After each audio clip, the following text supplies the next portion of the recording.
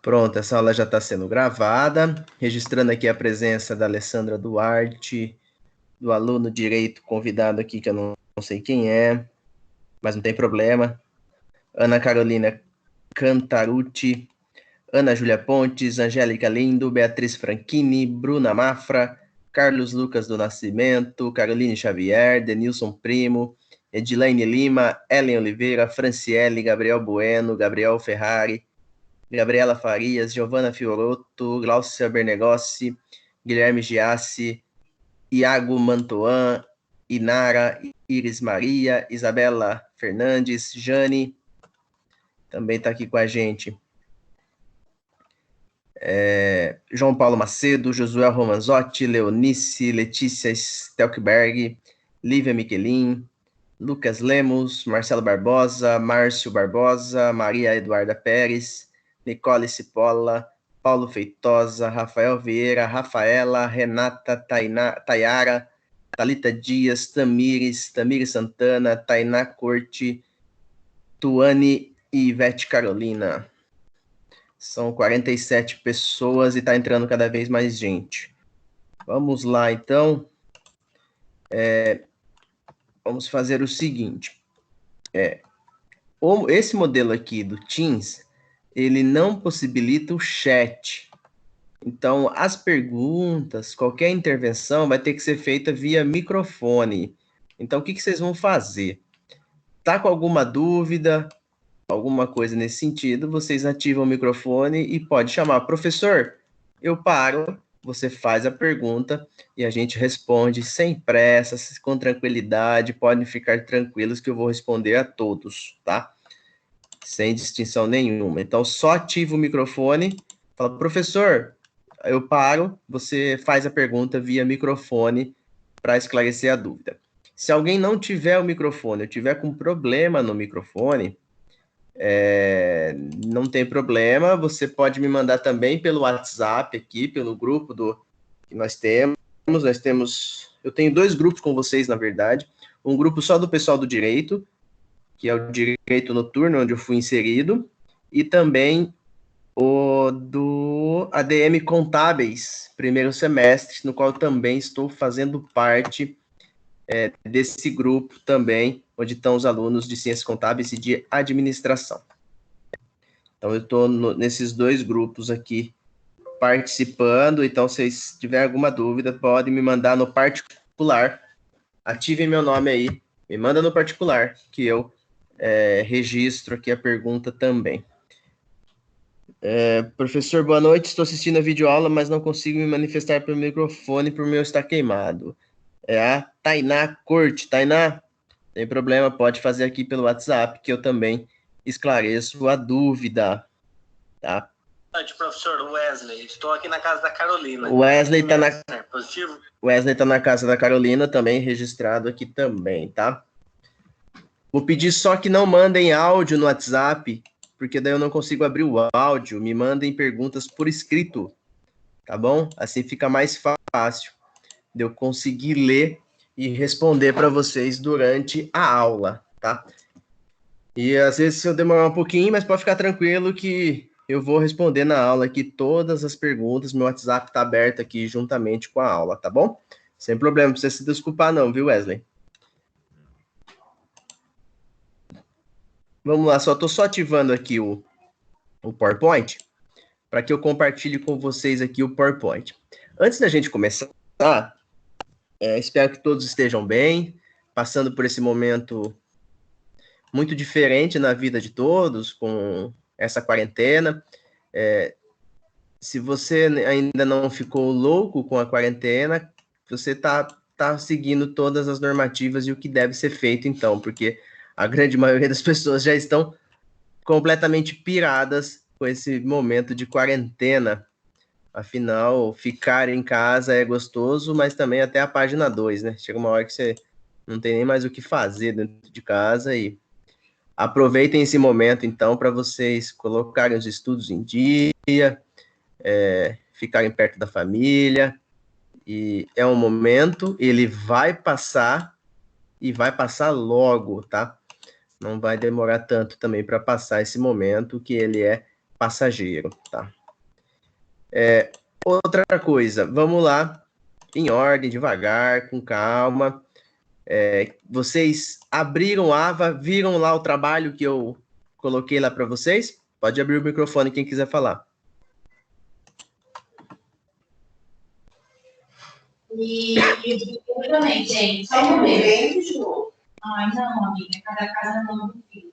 Ele tem muito. Professor, eu estou com problemas para acessar o AVA, por isso eu não consegui abrir. Não conseguiu abrir? Tá. Não, Você tá dando conseguiu? erro. Tá dando erro? Sim, o Tá. AVA, não consigo acessar o AVA. Tá. Você conseguiu acessar a aula por aqui porque alguém passou o link para você? Sim, eles enviaram no WhatsApp. Tá. Eu vou disponibilizar também no WhatsApp o trabalho, tá? Tá, Também joia. vai ficar disponível lá no WhatsApp o trabalho para vocês. Alguém mais viu? Conseguiu ver lá?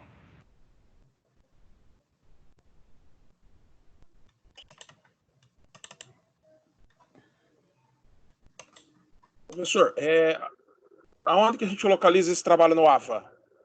Está na aula, acho que é... Deixa eu lembrar a aula que está lá. Unidade 2, sessão 2. Unidade 2, sessão 2.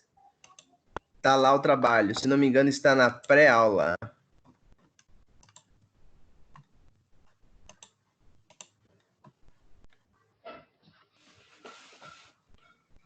Esse trabalho vai ser um trabalho de segundo bimestre. A entrega dele vai ser para o dia 10 de abril. É uma pesquisa. A gente vai trabalhar hoje métodos de pesquisa e como se pesquisa. E vocês vão fazer uma pesquisa sobre o nome de vocês. O primeiro nome e o seu sobrenome. Então, se você tem um nome muito comprido, igual Pedro Alves Cabral, não tem problema, tá? Você pode pôr só o seu primeiro nome e o seu sobrenome. O trabalho pode ser feito individual ou em dupla, mas lembrando que se você fizer em dupla, os dois nomes da dupla tem que ter lá todos os itens do trabalho. Então, você vai pesquisar sobre os dois nomes da tua dupla. Se for individual, só sobre o seu nome. Combinado? Entenderam as regras? Professor, Sim. eu sou a Lívia. Como que ficará as notas desse bimestre? Então, as notas desse bimestre, vamos lá esclarecer alguns pontos. O primeiro trabalho de vocês foi aquele escrita de vocês da palestra da Semana da Mulher. Aquilo foi contabilizado como o primeiro trabalho de vocês, valeu até 400 pontos. O segundo trabalho de vocês será esse trabalho que eu estou aplicando hoje, vale 600 pontos.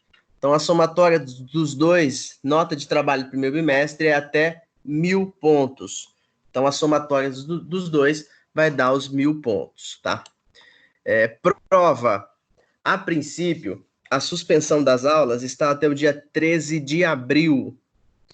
Por conta disso, a Croton suspendeu todas as provas. Então, está suspensa nesse momento todas as provas. Se no dia 13 de abril a gente já tiver tido uma melhora sobre essa questão do coronavírus e voltar às aulas, aí a gente fica no aguardo de de um novo reagendamento das provas, tá? Mas a princípio estamos contabilizando apenas pontos de trabalho. Provas, vamos esperar voltar lá no modelo presencial, onde serão reagendadas as provas de primeiro bimestre e as provas de segundo bimestre, somando a nota completa do semestre de vocês. Obrigada, viu? Tá. Vocês estão conseguindo ver os slides de metodologia científica? Sim. Sim.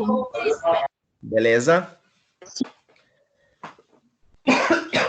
Mais alguma dúvida sobre a matéria, alguma coisa do que vocês viram das aulas passadas?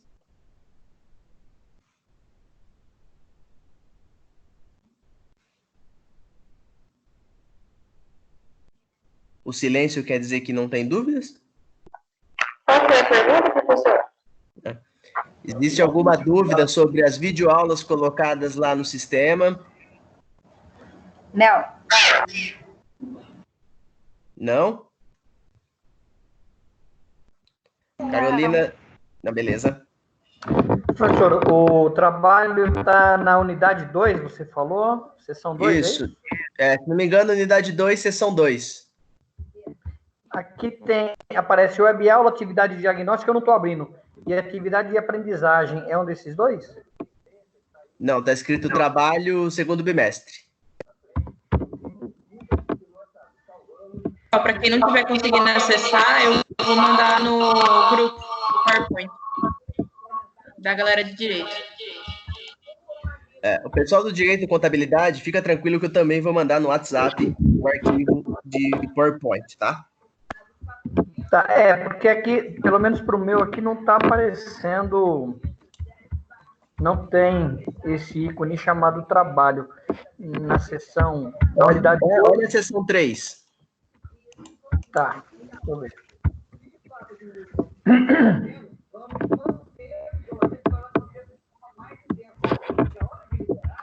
Não, aqui está dizendo disponível a partir de 13 de abril. Não, é unidade 2, seção 3. Olha nesse lugar. Eu estou abrindo aqui também o meu. Web aula, atividade diagnóstica. Não está na pré-aula? Então, pré-aula tem web aula e atividade diagnóstica. Depois tem aula não tem nada, e pós-aula atividade de aprendizagem só. Pera, deixa eu confirmar aqui aonde foi que eu coloquei, pera aí. Para não falar besteira para vocês.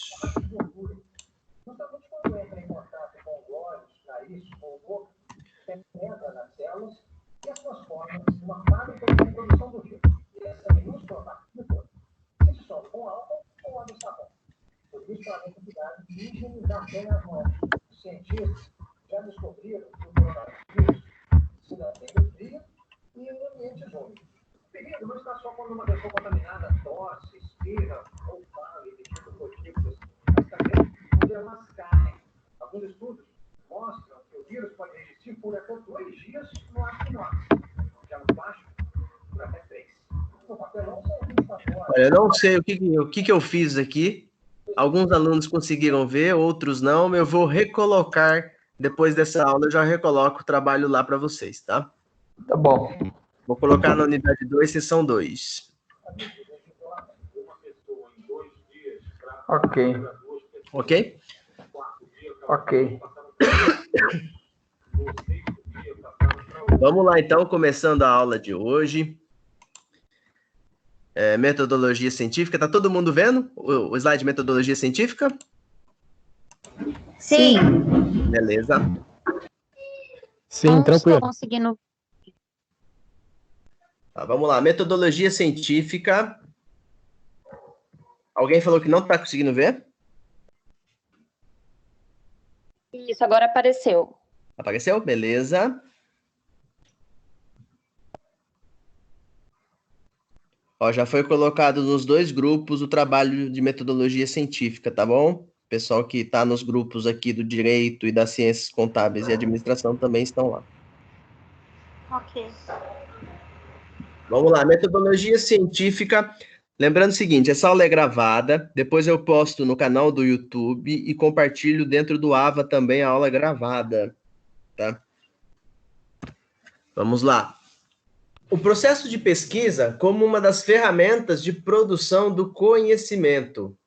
Tivemos já método científico e a pesquisa, que foram referente às matérias anteriores, onde a gente trabalhou lá com vocês métodos, ou seja, as regras de como se pesquisar e a pesquisa em si, do que se pesquisar. Na sequência agora, a gente vai estudar como princípio as vantagens da utilização dos princípios do método científico nas práticas profissionais e principalmente as classificações das pesquisas. Quando a gente começa a estudar dentro da universidade, a gente tem diversos caminhos para seguir. Desde caminho acadêmico, ou seja, vir dar aula posteriormente, como também a carreira de pesquisador, ou seja, eu vou pesquisar temas e assuntos referentes à minha matéria durante o meu curso, onde eu vou me tornar posteriormente um pesquisador, como eu posso trabalhar na prática. A grande maioria das pessoas acabam terminando o curso universitário e acabam atuando de forma prática no mercado de trabalho. Mas temos essas outras carreiras e a gente precisa compreender como elas funcionam, porque o tempo todo da vida acadêmica nossa, nós vamos trabalhar e estar de frente com situações onde eu vou usar método científico e vou usar a classificação das pesquisas. Por quê? Porque os trabalhos que nós aplicamos a vocês, os trabalhos de outras matérias, depois que acabar a faculdade, que vocês vão fazer pós-graduação, espero que continue estudando para fazer mestrado, doutorado, pós-doutorado, MBA, enfim, diversos cursos de pós-graduação que a gente tem posteriormente, todos eles vão exigir de vocês conhecimentos básicos em metodologia científica. Por que existe essa metodologia científica e por que vocês têm essa matéria? Muito para que vocês tenham conhecimento e iniciem um processo dentro da universidade de pesquisar com ética, pesquisar com disciplina, pesquisar como determina a lei, garantindo os créditos a quem já fez pesquisas anteriormente, para que vocês não pratiquem o plágio, entre outras situações que vão acompanhá-los durante toda a vida acadêmica. Como você já sabe, a pesquisa deve ser orientada por um processo que organiza e racionaliza o método científico. O método é muito valorizado principalmente nos meios acadêmicos. Muitos estudiosos teimam em tornar esse processo um ritual reservado a poucos iniciados, valorizando a sofisticação das técnicas, o hermetismo do termos e o exclusivismo a determinados ambientes. Existe até hoje no Brasil um bloqueio das pessoas que começam a entrar na universidade, de que isso é muito difícil, de que isso é complicado, e vocês começaram agora o curso, vocês estão só no começo do caminho ainda, e já começaram com o coronavírus já na cabeça, já para ver que o negócio é punk. Mas tenho certeza aqui de todos que vocês vão concluir o curso superior e vão sair todos formados aqui da Anhanguera com o maior prazer, com certeza. Só que o meio acadêmico, esse meio de professores, de pesquisadores e de pessoas que se dedicam a vida a estudar, como uma profissão também, existe muito...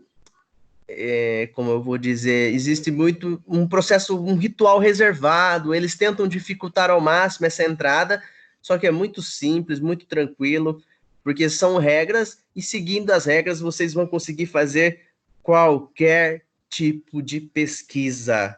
Qualquer tipo de pesquisa. É muito simples os modelos de pesquisa, onde vai facilitar a continuidade do estudo de vocês. Pessoal que está na administração, pessoal que está nas ciências contábeis e pessoal que está no direito, as três profissões, sinto-lhes informar, mas vocês terão que estudar para o resto da vida de vocês.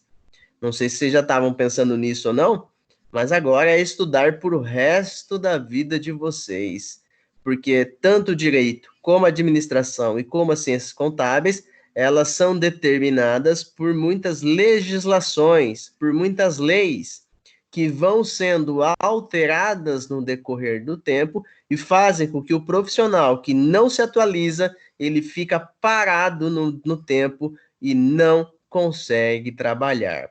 Então, é importantíssimo essa permanência em cursos de pós-graduação, em cursos de extensão, em cursos de especialização, no próprio mestrado, doutorado, pós-doutorado, MBA, porque além do mercado de trabalho exigir isso de vocês, a própria vida profissional também vai exigir essa atualização de vocês. Então, conhecendo esses métodos científicos e a forma como ele se desempenha, você vai conseguir fazer qualquer curso no decorrer da vida de vocês.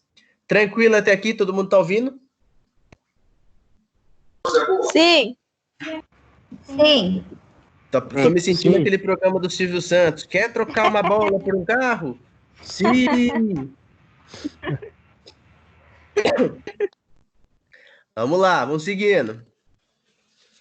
Embora isso não deva ser compreendido como algo ruim, uma vez que a exigência em relação a rigor e a necessidade da teorização com profundidade e discernimento são condições fundamentais para a produção do conhecimento científico. É preciso romper com a visão de que a pesquisa é um privilégio reservado a poucos e torná-la efetivamente uma ferramenta que favoreça o profissional.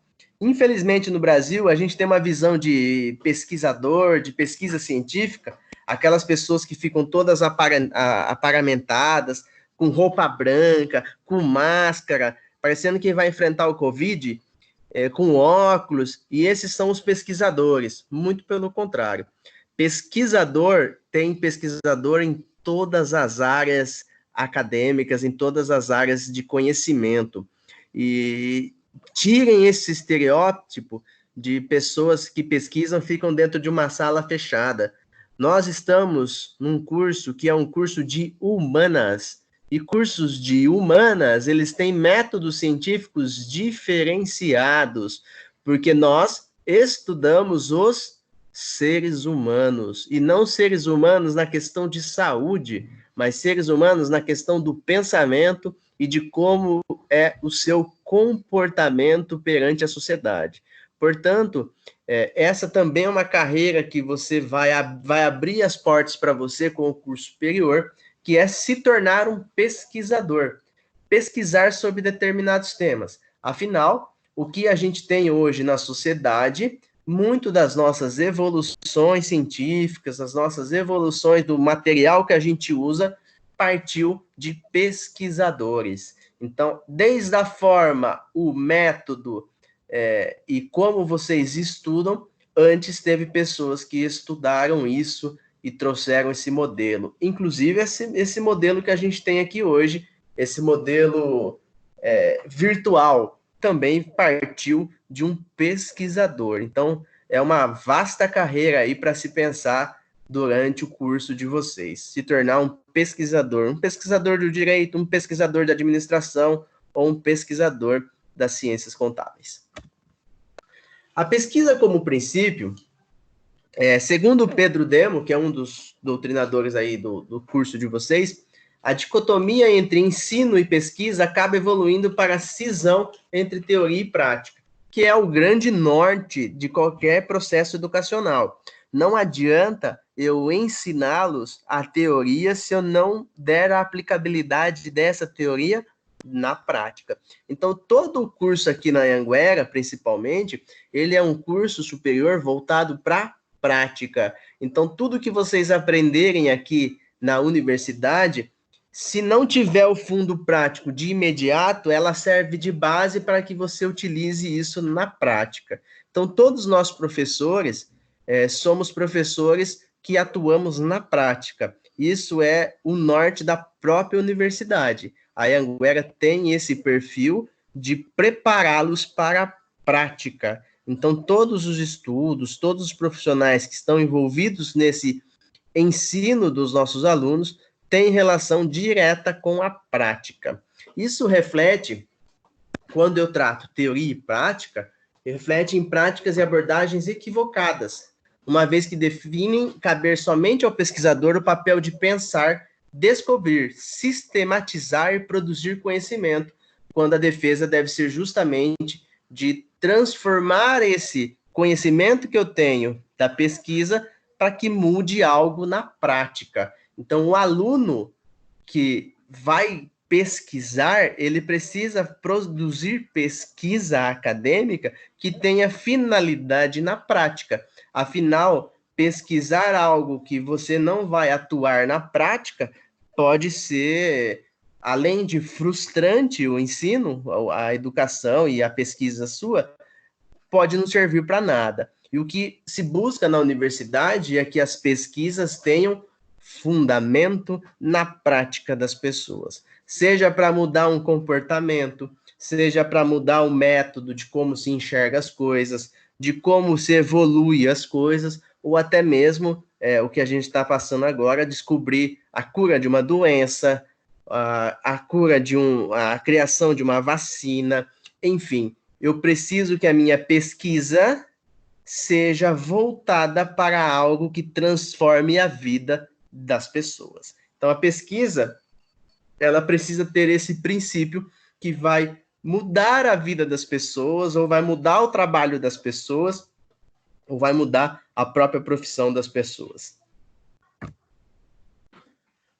Vantagens da utilização dos princípios do método científico nas práticas profissionais. Na última aula, que eu disponibilizei lá para vocês por videoaula, a gente tem os métodos científicos, ou seja, existe um caminho a se seguir. Então, lá tem todo o caminho de objetivo, de problemática, de solução, de observação, de curiosidade, onde você, pesquisador, deve se pautar para que consiga proceder uma pesquisa eficiente.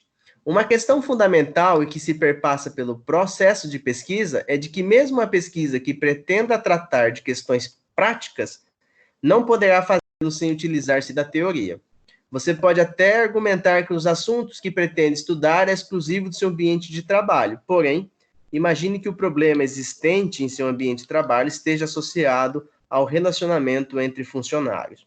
Então, não existe uma pesquisa que é só prática, como também não é legal uma pesquisa que é só teoria. Eu preciso ter na minha pesquisa essa distinção e esse equilíbrio entre a prática e a teoria. Então, quando eu uno a teoria e a prática, eu consigo ter conhecimento científico, eu consigo produzir esse conhecimento científico com maior ênfase, com um maior apelo e consigo aplicar isso na prática. Tranquilo até aqui, pessoal? Sim. Tranquilo. Sim, tranquilo. Qualquer dúvida, Sim, tranquilo. Tá, qualquer dúvida, só abrir o microfone e perguntar, tá? Fiquem à vontade. Por mais que existam as características específicas desse fenômeno na empresa da qual você atua, é preciso buscar um entendimento teórico sobre a qualidade de vida no trabalho, motivação, clima organizacional, satisfação no trabalho, relacionamento interpessoal, dentre outros muitos aspectos, para que eu tenha, ao detectar uma pesquisa sobre os funcionários, por exemplo, eu preciso ter como base da minha pesquisa todas essas situações. Então, perceba o seguinte, imagina que você vai pesquisar, como eu trouxe o trabalho de vocês aí do nome, onde vocês vão pesquisar o nome de vocês, a origem, de onde veio, por que colocaram esse nome em vocês. Então, isso vai fazer o quê? É simplesmente eu digitar no Google o meu nome? Lá, no máximo que você vai ter é o significado do teu nome. A base mesmo, por que você tem esse nome, vem muito além do que eu digitar uma pesquisa no Google. Eu preciso buscar conhecimento, ou seja, preciso buscar com os meus parentes, com os meus pais, com meus avós, se eu não tiver eles, buscar algum tipo de registro, alguma lembrança do passado, por que eu tenho esse nome. Ao pesquisar no meu sobrenome, eu vou detectar de onde ele veio, como ele veio para o Brasil, se existe algum erro de cartório. Por exemplo, o meu sobrenome, Serbi, ele é um erro de cartório. Tanto é que, inclusive, acho que tem um aluno aqui dessa turma que tem o mesmo sobrenome que eu, e eu não o conheço. Por quê? Porque o meu sobrenome, ele é um erro de cartório, onde o primeiro nome deveria ser o sobrenome Servo. No decorrer do tempo, e na mudança das pessoas que falavam lá para os cartórios o sobrenome, e por causa de sotaque e da própria origem, que o meu sobrenome é de origem espanhola e italiana, acredito que na própria fala das pessoas, por causa do sotaque muito arrastado, acabou partindo de servo que é a original, foi passando para Serve, Sherbe, Sherbo, até chegar no Serbe, onde acabou com a família do meu pai, que é aqui de Araras, que quase não tem relação com os familiares de Leme. Eu sei que tem vários sobrenomes em Leme com o mesmo sobrenome que eu, mas não tem relação às famílias nenhuma. Originou desse erro de cartório, onde até hoje tenho parentes espalhados de origem do mesmo sobrenome, com sobrenome totalmente distintos. Não sei se vocês já tentaram, alguém aqui da sala, por conta do sobrenome ser italiano, de origem italiana, tentar se naturalizar europeu por meio da cidadania italiana. Dá para perceber muitos erros de cartório que dificultam essa condição de você se tornar um italiano com cidadania italiana. Porque no decorrer dos tempos, não existia tecnologia, então as pessoas, ao falar os nomes, era o que a pessoa falava que era registrado, então as pessoas falavam muito errado, falavam sotaques, porque além do que a pessoa fala, é o que a outra pessoa entende. Então, por isso que a gente tem diversos erros de cartório. Isso só para trazer à tona o meu sobrenome. Como que eu descobri isso? Eu descobri com a minha pesquisa sobre o sobrenome, até para conseguir a cidadania, eu fui descobrindo a origem do meu sobrenome e descobri que o meu sobrenome mesmo é um grande erro de cartório, onde eu dificilmente vou conseguir qualquer tipo de cidadania, porque eu vou ter que revirar documentos para encontrar onde que aconteceu o verdadeiro erro. E isso demonstra que a pesquisa ela não vai apenas e tão somente naquele ponto onde eu preciso chegar. Eu preciso embasá-la, eu preciso trazer fundamentos e alicerces na minha pesquisa que vão estar em volta ao que eu estou pesquisando, que vão dar sustentação ao objetivo da pesquisa. Então, percebam que buscar essa relação e esses assuntos que estão à parte também são fundamentais para que eu tenha uma pesquisa muito mais significativa.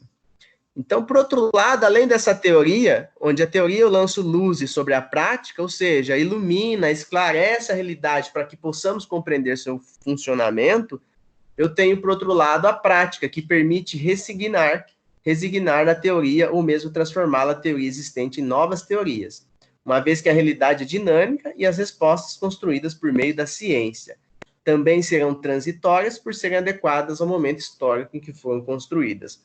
Então, quando eu estudo lá a teoria, ou seja, eu vejo lá o que está escrito, como está escrito, quem já pesquisou sobre aquilo, por que pesquisou, quando eu trago para a minha realidade, quando eu trago para a prática, eu preciso unir o que eu estou atuando na prática com aquilo que eu escrevi, aquilo que está na teoria. Então, vou dar um exemplo para vocês aí na área do direito. Até pouco tempo atrás, era muito claro a situação de relacionamento estável. Eu precisava ter ânimo de família, pronto, já estava com relacionamento estável. Com a evolução da legislação, o ânimo de família ele passa a ter outra figura, inclusive com o próprio falecimento do Gugu, onde esse processo do Gugu aí de reconhecimento de união estável, ele passa por uma pesquisa sobre a vida do apresentador Gugu, e sobre a sua relação familiar, e se aquilo é ou não é ânimo de família. Então perceba que toda a teoria que existia antes passa a não ter tanto significado se eu não aplicar ele na prática. Então, quando eu aplico essa teoria na prática, eu vejo que a prática ela destoa um pouco daquela teoria. Então, quando há esse destoamento, quando há essa divergência entre o que eu estou vivenciando na prática com o que está na teoria, eu passo a ter que proceder novas pesquisas, entrar mais aprofundado no assunto, e como estamos em cursos de ciências sociais, em cursos onde a gente estuda a sociedade não é um objeto parado, que você fica lá e cavoca para você conseguir encontrar as respostas. A sociedade ela está em constante evolução. Até pouco tempo atrás, a gente tinha o fenômeno família única e exclusivamente pai, mãe e filhos. Hoje a família já mudou bastante. Eu tenho famílias uníssonas, ou seja, com uma pessoa só. eu tenho famílias com 2 homens, eu tenho família com 2 mulheres, eu tenho famílias só de filhos, eu tenho família só de irmãos, eu tenho família entre avô e neto, eu tenho família avô, pai e neto sem mãe, sem avó, enfim. A visão de família, ela foi sendo modificada durante o tempo diante da própria prática humana. Então, o ser humano, ao se desenvolver, ele começa a criar situações onde eu preciso aprofundar mais as teorias e a própria pesquisa. Tranquilo? Estão entendendo ou estou falando grego aqui? Ô, professor, eu queria fazer um comentário. Sim, fica à vontade. Eu trabalho com uma empresa espanhola, sou gestor numa empresa espanhola no Brasil, então eu falo espanhol, né, bem. E um dos detalhes que você está falando sobre que o trabalho vai ser sobre pesquisa de nome, tem uma coisa que é muito interessante, que o B e o V em espanhol, eles têm a pronúncia trocada, né? Quando você vai falar vaca, por exemplo, em português você fala vaca, em espanhol você fala baca. Então, a pronúncia do V... Então, o teu nome, por exemplo, pode ter tido essa... Porque servo seria serbo. Fala serbo, mas escreve servo, né? Então, para o pessoal que tem alguma origem espanhola, pode ser que se depare com esse tipo de situação. Isso, foi exatamente o que aconteceu com o meu. É o que acontece. A pronúncia é uma e a escrita é outra. Isso. Eu só descobri depois, com muita pesquisa, que eu fui descobrir a pronúncia do sobrenome, e aí eu percebi que existia, de fato, essa dificuldade de pronúncia, e pensar que o seguinte, os meus avós, meus bisavós vieram de navio para o Brasil, e ao chegarem num país novo e serem identificados, passa a criar-se uma cultura diferente. Então, ao dizer o nome para uma pessoa que não fala a sua língua, a tendência dela escrever errado é muito grande. Mas isso foi decorrência da própria pesquisa, que eu aprofundei muito no meu sobrenome e descobri o que foi que aconteceu de fato com o meu sobrenome. Tranquilo? Posso seguir, pessoal?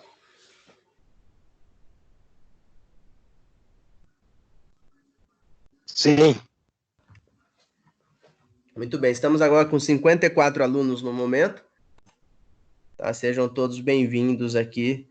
Se eu ainda não falei o nome, no final eu volto falando o nome de todos aqui que estão constando no momento na nossa live aqui. Vamos lá, classificação das pesquisas.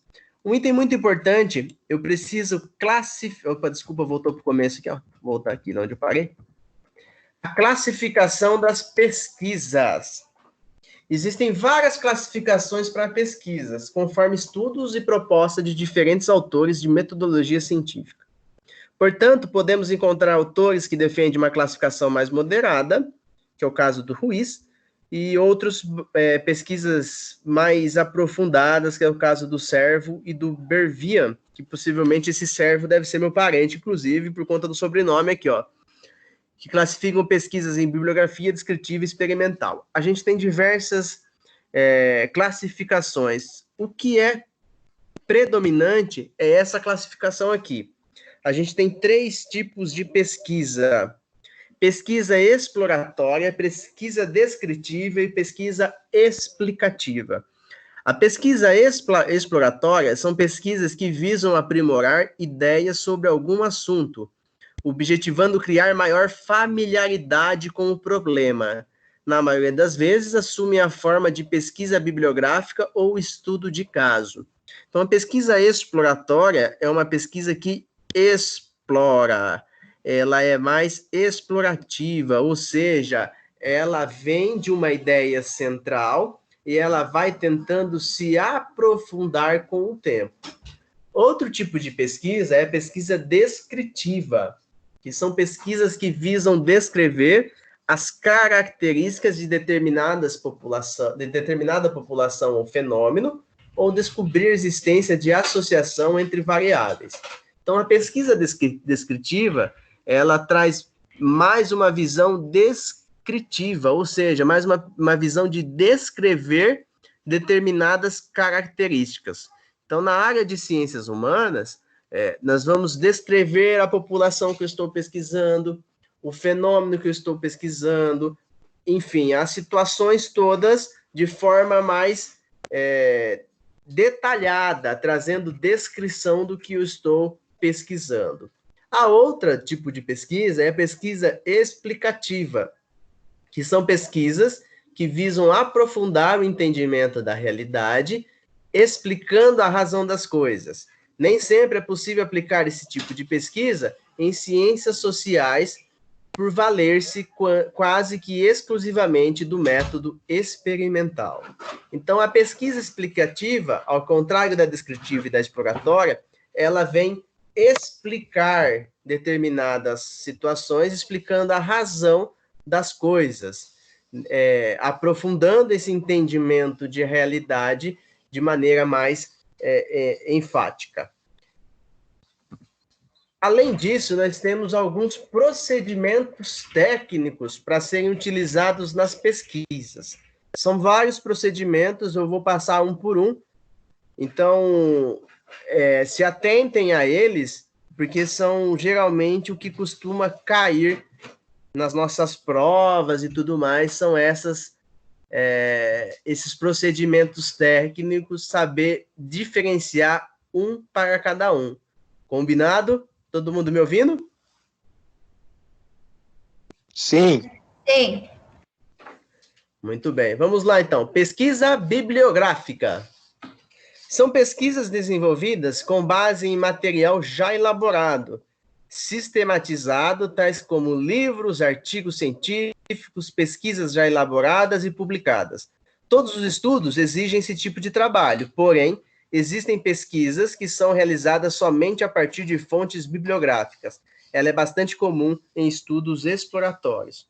Então, lembra lá quando você estava lá no ensino médio, o pessoal que é um pouquinho mais antigo também, quando estava lá no segundo grau, que antigamente chamava dessa forma, a gente produzia muito esse tipo de pesquisa, onde eu pegava livros, ia lá na biblioteca, disseminava, pedia lá os livros e dissecava os livros por completo para fazer a pesquisa. Sempre tinha aquela pesquisa para falar sobre a cidade, fotos antigas da cidade, enfim. São pesquisas bibliográficas, onde eu parto de um material já existente e desse material já existente eu aprofundo minha pesquisa, eu trago fundamentos da pesquisa diante desse material já existente. Isso praticamente todas as pesquisas, você vai ter uma parte dessa bibliográfica, e existem algumas pesquisas que praticamente só pesquisa bibliográfica, só pesquiso determinados autores por completo, por meio de uma revisão bibliográfica. Então, eu reviso todo o material que ele publicou, às vezes o material mais antigo, onde sofreu algumas evoluções, eu faço essa revisão bibliográfica, também chamado de pesquisa bibliográfica. Então, pesquiso de forma aprofundada uma obra já existente. Todo mundo entendeu o que é pesquisa bibliográfica? Sim. Sim. Sim, professor. Beleza. Deixa eu ver se tem alguma pergunta aqui. Aqui tem uma pergunta que eu não respondi. Desculpa, Rafael. Passou até um tempinho. Qual a diferença, mandou pelo WhatsApp, qual a diferença entre mestrado e doutorado? O mestrado é a segunda etapa do ensino, do curso de pós-graduação, onde eu vou ter, depois da pós-graduação, o curso de pós-graduação lato sensu e stricto sensu. O stricto sensu ele vai se dividir entre o mestrado e doutorado, e o lato sensu, cursos de pós-graduação, de extensão e outros cursos que vão ampliando o conhecimento. O mestrado ele é algo mais aprofundado, eu aprofundo muito mais o meu conhecimento, enquanto o doutorado eu aprofundo ainda mais o meu conhecimento. Então, a primeira etapa, eu vou fazer o mestrado, e posterior o doutorado, e são graduações, e são nomenclaturas onde são muito importantes, desde concurso público, até para dar aula em universidades, Em algumas universidades a exigência é, no mínimo, ter mestrado, onde demonstra que você aprofundou em determinado assunto. Essa é a principal diferença entre mestrado e doutorado. Mestrado, ele pós-graduação, ele aprofunda um pouco, mestrado, ele aprofunda mais um pouco, doutorado, ele aprofunda mais ainda, e depois eu tenho pós-doutorado e outros cursos que vêm posterior, me aprofundando cada vez mais em determinado assunto. Passando agora para pesquisa documental. Então, eu tive a pesquisa bibliográfica e passo agora a pesquisa documental. Pesquisa documental são pesquisas que utilizam fontes documentais para a construção do entendimento sobre o objeto de estudos. Vale-se normalmente de material que ainda não recebeu tratamento analítico ou outras fontes documentais, tais como publicação em diário oficial, registro oficiais de uma organização. Então, a pesquisa documental, ela utiliza documentos para a construção de um entendimento, para a construção de um saber, para a construção de um objeto de estudo. Então, eu pego documentos disparcerados, ou seja, eu aprofundo o conhecimento sobre determinado documento, aí eu junto outro documento que vai auxiliar naquele estudo, e com a união desses documentos, pesquisando esses documentos, mesmo que não tenham relação direta de imediato, eu trago na minha pesquisa demonstrando a relação que eles têm. Muitas vezes fazem esse tipo de pesquisa documental quando eu tenho registros antigos, então, da construção da minha cidade, registros antigos da construção da minha família. Então, como eu não tenho nada escrito sobre isso ainda, eu analisando os documentos, eu vou criar uma nova pesquisa sobre ela. Essa é a pesquisa documental. Alguma dúvida sobre pesquisa documental?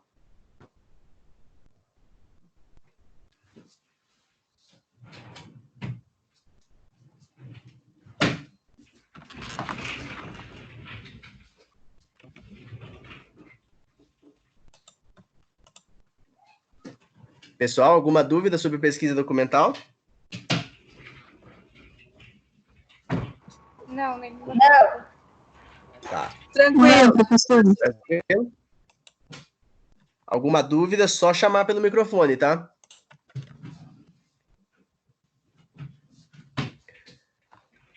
Vamos lá, próxima pesquisa. A pesquisa experimental. São pesquisas que, a partir de um determinado objeto de estudo, selecionam as variáveis capazes de influenciá-lo, definindo formas de controle e de observação dos efeitos que as variáveis provocam. Os teóricos das ciências sociais e humanas afirmam que os fenômenos sociais não são passíveis a esse tipo de condição. O que são pesquisas experimentais? São pesquisas que eu faço experimentos. Eu vou experimentando determinados assuntos e determinados itens. Muito mais comum as pesquisas experimentais na área da saúde, nas áreas biológicas, onde eu vou experimentando curas, experimentando remédios, experimentando em determinadas pessoas para que eu tenha um embasamento científico que garante a eficácia de determinada pesquisa.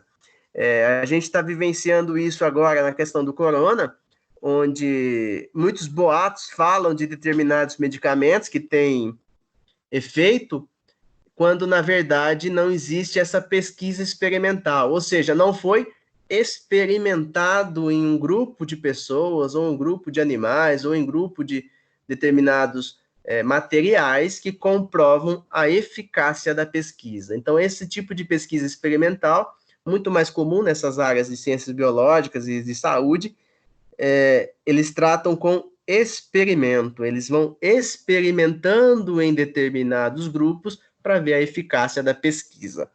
Tranquilo aqui, pesquisa experimental? Sim, tranquilo. Vamos lá, então, para o próximo. Pesquisa ex post facto. Pesquisa ex post facto.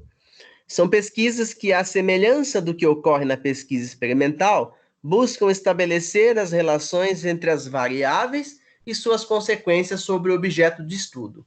Nessa pesquisa, como o fenômeno já ocorreu, o pesquisador irá identificar situações que se desenvolveram naturalmente e trabalhar como se estivessem submetidas a controle. Por exemplo, eu utilizo esse tipo de pesquisa ex post facto quando eu deixo algo acontecer para ver como vai reagir, para que da reação eu passe a controlar as reações. Exemplo, imagina o seguinte, eu deixo lá um pão, o pão embolorando lá em determinado recipiente para ver como vai ser a criação de fungos dentro dele. Sabendo a criação de fungos, aí eu passo a estudar os fungos correspondentes àquele determinado pão e como ele se desenvolve. Então, percebam que eu espero que o fato aconteça. Eu espero que o ato aconteça. Então, essa pesquisa ex post facto é uma espera para que o fato passe a acontecer e desse acontecimento eu passo a pesquisar sobre o que aconteceu com essa situação que eu deixei acontecer para ver como ia reagir. Geralmente eu não sei o que vai acontecer, deixo lá em experimento para ver como vai reagir determinados assuntos. A partir daí, eu começo a pesquisa do que aconteceu. Tranquilo aqui, pesquisa ex post facto? Tranquilo. Sim, professor. Tá. Só complementando a própria pergunta aqui do Rafael, que me perguntou a diferença de mestrado e doutorado, só complementando aqui a pergunta dele, o mestrado ele tem 2 anos em média, mais aprofundado que a própria graduação, e o doutorado tem em média 4 anos, e a pesquisa mais aprofundada do que o mestrado. Então, só para concluir lá a pergunta do Rafael, que me fez essa pergunta sobre as diferenças. O próximo tipo de pesquisa é o estudo de corte. Estudo de corte. Só um minutinho que está abrindo aqui. Estudo de corte. São pesquisas muito utilizadas na área da saúde. Refere-se a um grupo de pessoas que tem alguma característica comum, constituindo uma amostra a ser acompanhada por certo período de tempo, para se observar e analisar o que acontece com ela. O estudo de corte é utilizado muito na área da saúde, e então eles pegam determinados grupos de pessoas que têm, por exemplo, esse grupo de pessoas tem diabetes. Então eu pego pessoas com a mesma idade que têm diabetes, para que eu tenha uma amostra acompanhada de um tempo. Então, pessoas que têm diabetes e usam esse medicamento por 1 ano, tem esse tipo de observação. É muito comum, inclusive, quando a gente assiste programas de TV que mostram pesquisas, geralmente o Fantástico traz algumas pesquisas assim, em um grupo de 100 diabéticos, 30 conseguiram ter melhora na sua condição de saúde em decorrência desse fenômeno aqui do exercício físico, por exemplo. Então, perceba que esse estudo de corte, eu trago fatias de pessoas com a mesma característica para que eu tenha uma amostra fiel do meu tipo de pesquisa. Tranquilo aqui sobre o estudo de corte? Sim, professor. Beleza. Professor, você pode explicar de novo, por favor? O estudo de corte? Isso. Vamos lá. O estudo de corte é muito utilizado na área da saúde quando eu preciso fazer amostragem. Como que eu faço isso? Vamos supor o seguinte, eu pego lá 100 pessoas que têm 40 anos e nunca praticaram exercício físico. Então, eu tenho 100 pessoas que nunca praticaram exercício e que têm a mesma faixa de idade. E aplico a elas o início de um exercício físico novo. Então, eu vou ter uma amostragem de uma determinada fatia de pessoas, onde eu consigo comprovar se aquele exercício físico que eu estou trazendo, que é objeto da minha pesquisa, é benéfico ou não é benéfico. Isso serve para que eu tenha parâmetro igual, onde eu tenha pessoas do mesmo jeito e da mesma forma, para que eu tenha resultados mais efetivos e eu consiga comprovar que é benéfico ou não é benéfico determinado item. Às vezes acontece, eu pego 100 fumantes e determino um medicamento que ajuda auxilia no parar de fumar. E eu consigo comprovar que esse medicamento melhora o próprio pulmão da pessoa. Então, esse é o estudo de corte. Eu pego amostras com a mesma característica, com a mesma condição humana, e aplico a minha pesquisa para ver se ela tem efetividade ou não. Esse é o estudo de corte. Entendeu? Entendi, obrigada, viu? Vamos lá, então, agora para o próximo, que é um procedimento técnico chamado de levantamento. Levantamento. São pesquisas cuja característica principal é a obtenção das informações consideradas relevantes pela interrogação direta das pessoas, cujo comportamento se pretende conhecer. São muito úteis para estudo de opiniões e atitudes, mas pouco indicados no estudo de problemas sociais complexos. Então, o que são os levantamentos? Eu vou levantar informações de determinado grupo de pessoas.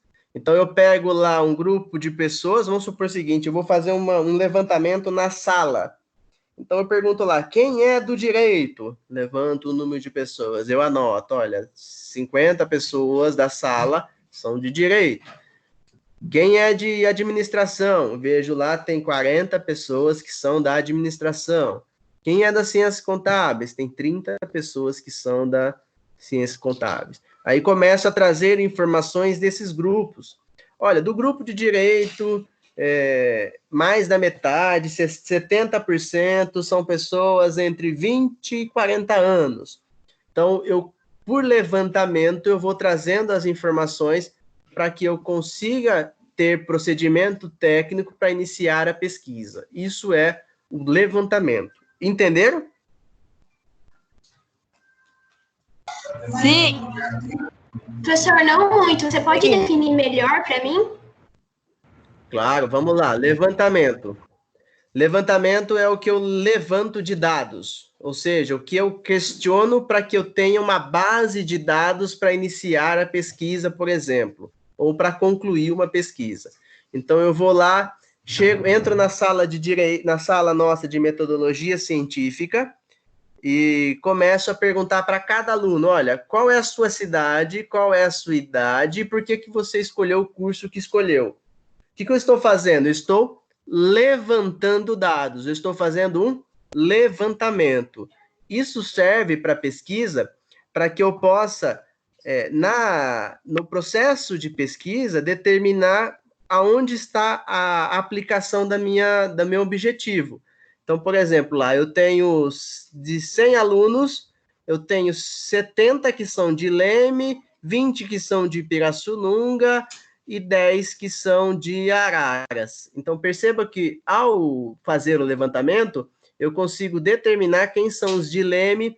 Por conta disso, eu consigo saber que quem é de Leme vai por conta própria à faculdade, quem é de Pirassununga vai geralmente de van, quem é de Araras vai de van também.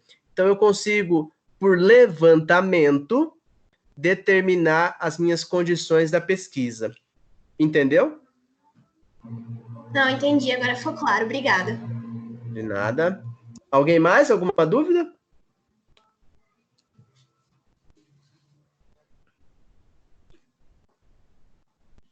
O silêncio, acredito que é não. Vamos lá, seguindo, então. Estamos quase acabando, viu, pessoal? Próximo procedimento técnico. Estudo de campo. Estudo de campo.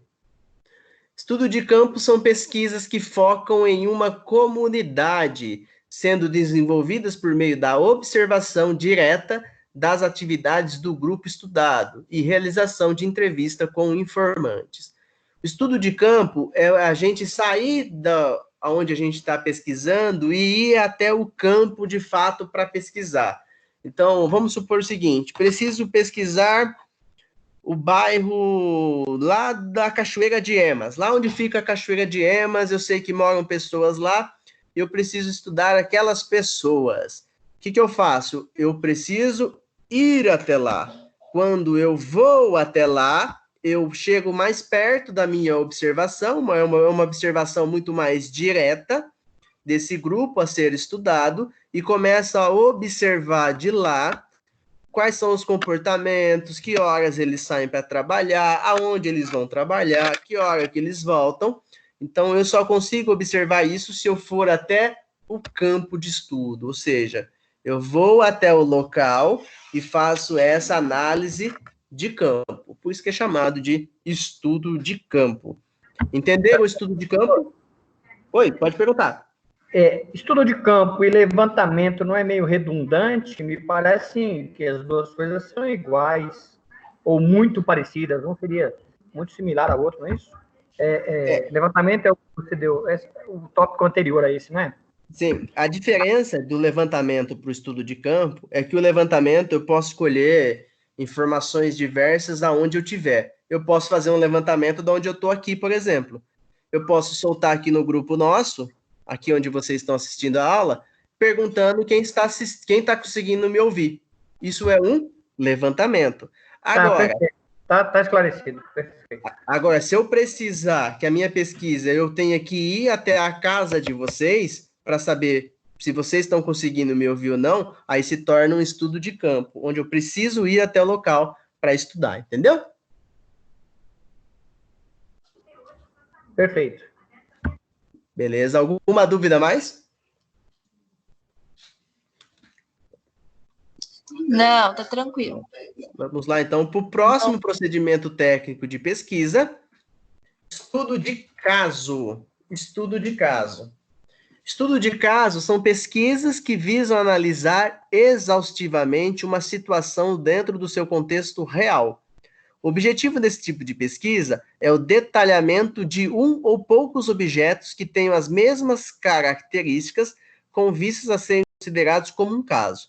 Nem sempre esses estudos são conclusivos. Uma das principais críticas em relação ao estudo de caso é que os resultados obtidos têm validade apenas para o caso e não podem ser generalizados. Então, o estudo de caso é eu pegar uma fatia desse problema e aprofundar só naquele caso.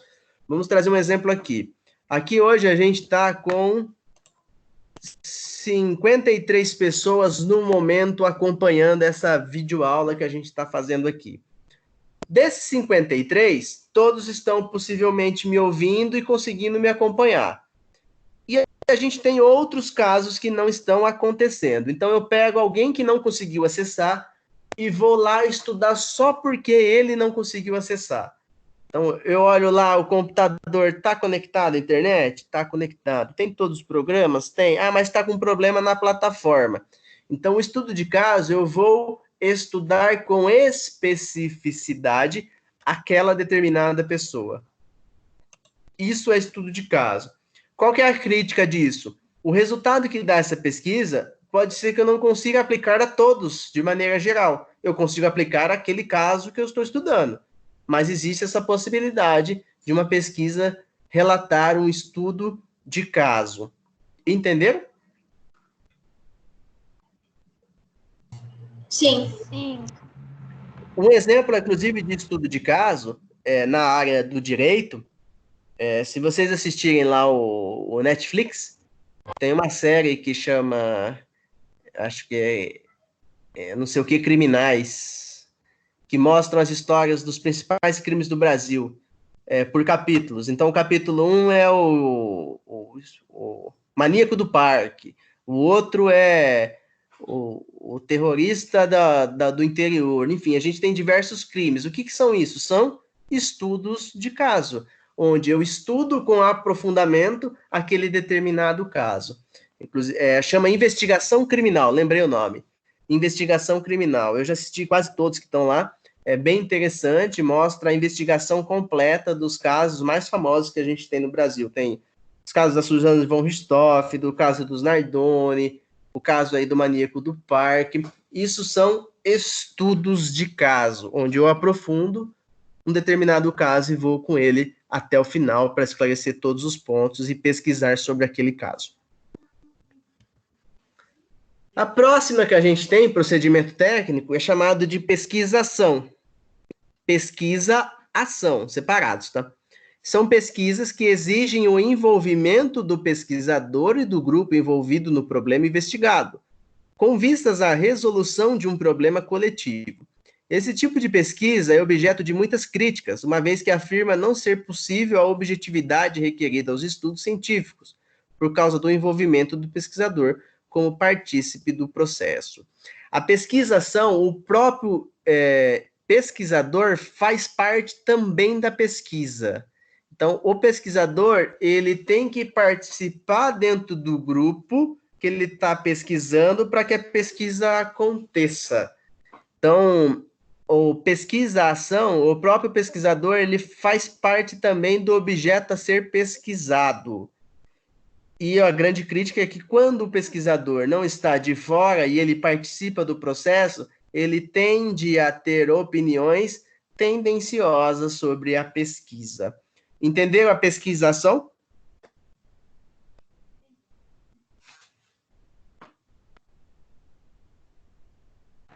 Sim. Professor, você pode explicar de novo? Aqui tinha parado. Ah, tá, vamos lá. Pesquisa-ação. São pesquisas que exigem envolvimento do pesquisador. Ou seja, o pesquisador não está de fora analisando os dados, levantando nada. Ele está lá dentro do grupo a ser pesquisado como participante também. Então, imagine o seguinte, eu vou estudar os professores de Direito da Anhanguera de Leme.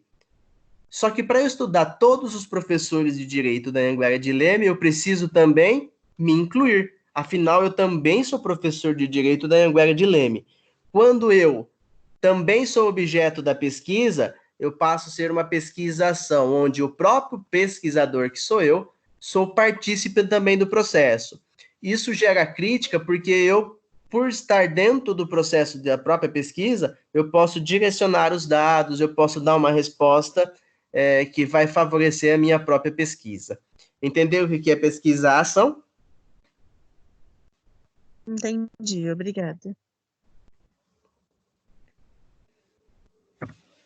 E o próximo...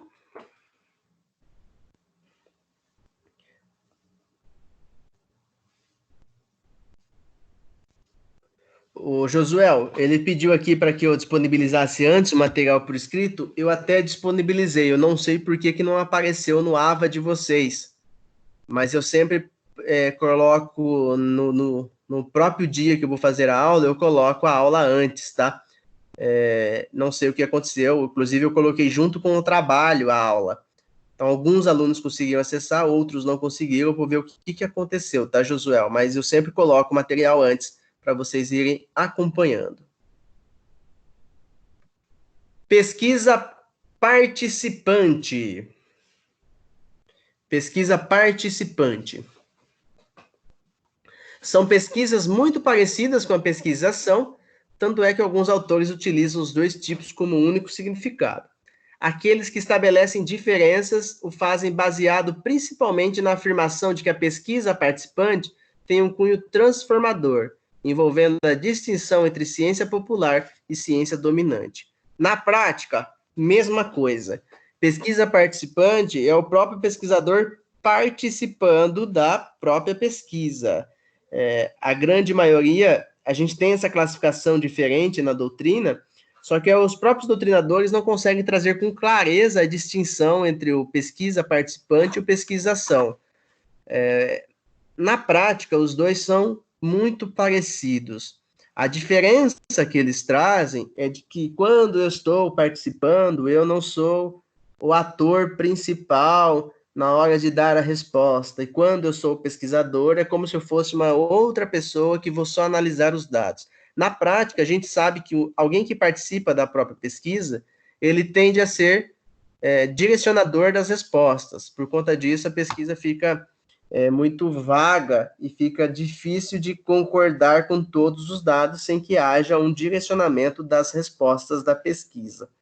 Mas, na prática, pesquisa participante e pesquisação são muito parecidas e muito próximas. Inclusive, na grande maioria dos doutrinadores, entende que são a mesma coisa. Entendeu pesquisa participante? Sim. Sim. Muito bem. A gente termina a aula hoje aqui. Tem bastante conteúdo aí para vocês estudarem durante a quarentena. Para quem não está conseguindo ficar em casa, tem bastante conteúdo aí para vocês estudarem. Só passando aqui novamente pela lista, agradecendo a Alessandro Duarte, o aluno de direito aqui que não se identificou, não tem problema. Ana Carolina Cantarucci, Ana Júlia Pontes, Angélica Lindo, Beatriz Franchini, Bruna Mafra, Carlos Lucas do Nascimento, Carolina Lorenzetti, Carolina Scher, tá abrindo aqui, só um minutinho. Denilson Primo, Edilaine Lima, Ellen Oliveira, Franciele, Gabriel Bueno, Gabriel Ferrari, Giovanna Fiorotto, Glaucia Bernegossi, Guilherme Giazzi, Iago Mantoan, Inara, Iris Maria, Isabela Fernandes, Jane, Jéssica Lima, João Paulo Macedo, Josué Romanzotti, Joyce Júnior, Leonice, Letícia Steckbelger, Lívia Miquelin, Lucas Lemos, Marcelo Barbosa, Márcio Barbosa, Maria Pérez, Maria Eduarda Pérez, Micael, Nicole Cipolla, Paulo Dias, Paulo Feitosa, Rafael Vieira, Rafaela, Renata, Tayara, Tamires Santana, Tauana Brito, Tainá Corte, Tuane, Wendy Monese e Ivete Carolina. Obrigado pela participação de vocês. Estou à disposição aí por todos os meios de comunicação para esclarecer qualquer tipo de dúvida. Já soltei o trabalho, vou republicar o trabalho novamente no AVA, mas eu já vi que está nos 2 grupos de WhatsApp, tanto do curso de administração como no curso de direito. Então, vocês acompanhem por lá também. Vamos lá, tem uma pergunta aqui que veio. É da Giovana. Professor, não entendi o participante. Por favor, me define melhor. Vamos lá. Acredito que a pesquisa participante. A pesquisa participante, na teoria, na técnica, na verdade, na grande maioria, são idênticas, viu, Giovana?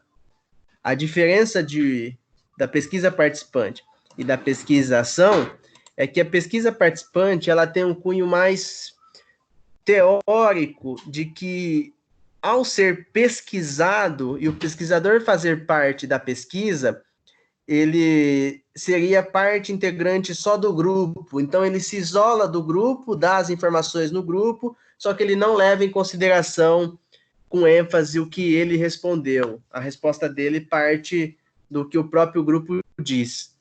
Então, ele coloca como, mesmo ele participando da pesquisa, ele sendo pesquisador e participando da pesquisa, ele faz essa distinção.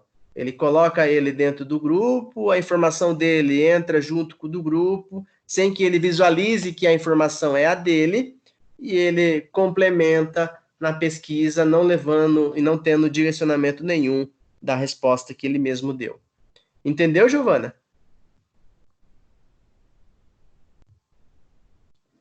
Joyce Silva, seja bem-vinda também, viu, Joyce? E o Wesley, que estava lá na casa assistindo com a outra colega, né?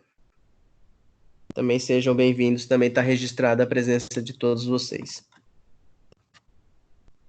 Deixa eu ver se não tem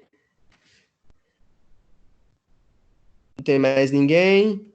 Tem mais perguntas? Estou à disposição. Iris Maria, também presente. Pergunta aqui do Rafael, vamos lá. Dentre os tipos de pesquisa, quais são as eficácias? Por exemplo, na pirâmide alimentar, disse que pão faz bem pela manhã, outros dizem que não. Em qual pesquisa acreditar se os médicos se dividem? Essa pesquisa seria experimental? No que acreditar? Ô, Rafael, a gente vai ter diversos tipos de pesquisa e formas de pesquisar. Qualquer pessoa pode pesquisar e divulgar dados. O que a gente deve levar em consideração? Aonde esses dados estão sendo publicados. Por isso que a gente tem muitas revistas científicas. A gente fala de revista, tudo. Inclusive, eu já vi a Cecília falando para vocês de revista científica. Revista não é igual essas aí, Veja, Contigo, Caras, não é nada disso. Revistas científicas são revistas que reúnem artigos científicos que são produzidos pelos pesquisadores que têm fundamento. Então, as revistas científicas, elas também são classificadas. Quanto maior a classificação dessa revista, maior a importância que ela tem. Então, se você consegue publicar uma pesquisa em uma grande revista mundial, por exemplo, demonstra que a sua pesquisa tem bastante fundamento, porque para você publicar nessas revistas, você passa por um crivo muito grande de confirmação dos dados pesquisados, confirmando essa situação. Pesquisar, qualquer um pesquisa. O que vale é onde está sendo publicado. Por isso que quando a gente vê muitas divergências, onde fala assim, pão faz bem, o outro fala, pão não faz bem. Um fala, toma limão de manhã, o outro fala, não toma limão de manhã. Em quem que eu acredito? Eu devo acreditar naquele que tem uma pesquisa publicada numa grande revista científica, que eu sei que passou por um crivo maior, e eu consigo confirmar esse tipo de dado. Acho que eu esclareci, Rafael?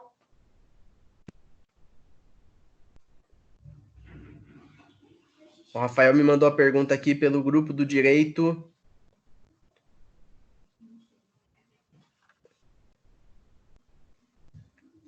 Sim? Beleza. Alguma dúvida mais? Nem pelo WhatsApp, Não. nem aqui pela aula, tranquilo? Tranquilo, professor. Muito bem, então. Peraí, tem alguém digitando aqui, Professor. tranquilo. Oi.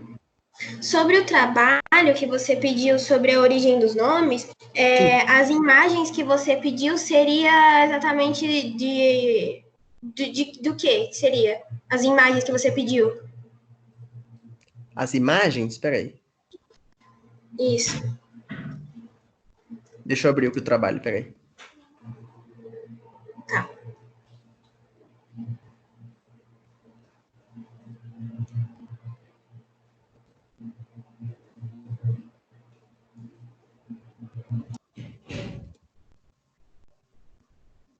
Não, as imagens, se caso você quiser ilustrar alguma coisa do seu trabalho, você fica à vontade. Se não quiser ilustrar também, você tá livre, tá? É que tem gente que quando vai fazer esse tipo de trabalho, quando eu dou, coloca às vezes o brasão do teu sobrenome, aí você só não coloca uma imagem apenas para cumprir página, tá? Coloca uma imagem só se for condizente com o que você está escrevendo. É por isso que eu coloco as imagens, tá? Então não é obrigatório, é só para quem quiser complementar alguma coisa. Isso, às vezes quer colocar uma imagem do brasão, ou imagem da família, ou imagem do vô que chegou de navio, enfim, o que você quiser ilustrar, tá livre, desde que não seja apenas para cumprir página. Então tá bom, obrigada. Tá bom? Alguma dúvida a mais, pessoal?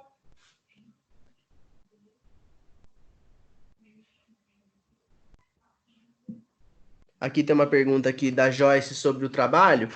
Vamos ver se às vezes esclarece dúvida de outros alunos. Professor, no meu caso, se eu fosse perguntar à minha família a origem do nome, ninguém saberia responder, pois não havia surgido interesse antes. É uma forma de você questionar, Joyce. O importante é você questioná-los. Então, perguntar aí para sua mãe, para o seu pai, para o seu avô, para sua avó, ou alguém da sua família, por que você se chama Joyce? De onde veio Joyce? Ah, não veio de lugar nenhum, surgiu de um sonho, enfim, você escreve o que você conseguir de informação, tá? O importante é você mesmo ter conhecimento de onde surgiu o seu nome. Do seu sobrenome, Silva, tem muita pesquisa aí de onde veio Silva. Inclusive, tem pesquisas que falam divergência entre um e outro, então pesquisa onde tem uma pesquisa com maior credibilidade, tá? Tem diversas situações aí do Silva. Tem gente que diz que parte da selva, que era origem portuguesa, tem gente que fala que é de origem italiana, enfim, você vai pesquisando aí e descobre qual é a origem do teu nome, tá bom? Antes da gente pesquisar qualquer coisa, a gente precisa saber de nós, precisamos saber de nós mesmos. Por isso que é importante a pesquisa da gente saber do nosso nome. Talvez muita gente aí não sabe por que se chama esse nome, e talvez porque nunca perguntou para ninguém. Aí agora é uma oportunidade também para perguntar para os parentes por que chama esse nome. Às vezes tem nomes que derivam até dos próprios irmãos. Os irmãos todos chamavam muito parecido, aí tinha que achar um nome parecido. Enfim, tem histórias das mais diversas aí, por que você se chama o que se chama. Alguma dúvida a mais?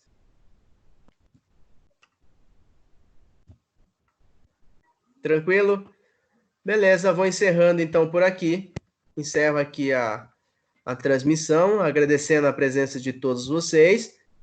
Já ficamos marcados para a próxima semana, nesse mesmo horário. A gente continua a matéria até que se encerre esse período que a gente está passando aqui de Covid. Um grande abraço a todos. Lembrando que essa aula também vai ficar disponibilizada para vocês no AVA, por meio de um link do YouTube. Um grande abraço, boa semana a todos, fiquem com Deus e tchau, tchau.